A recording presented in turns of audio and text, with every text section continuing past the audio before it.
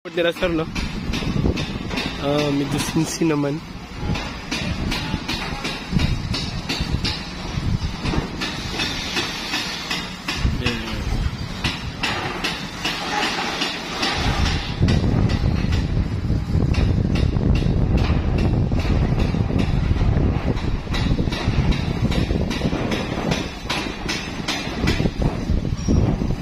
Mga shoring naman sila sir.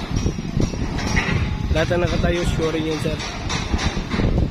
Tapos meron sila nakasukod ng tubo sa mga brakes. Okay sir, dito sa may bandang harap sir, okay na yung shoring nila eh. Doon lang talaga bandang likod.